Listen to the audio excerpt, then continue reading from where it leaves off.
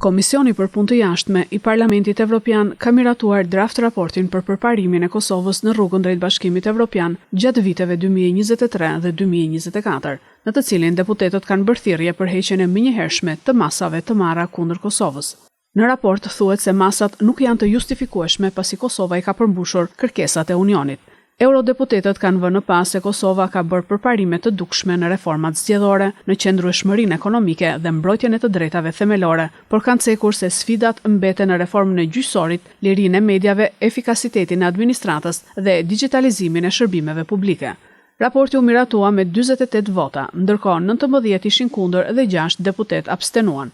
Eurodeputetët thonë se masat janë në kundërshtim të madh me përkushtimin e Kosovës ndaj vlerave evropiane dhe po e pengojnë rifillimin në mirëbesim të dialogut Kosovë-Serbi.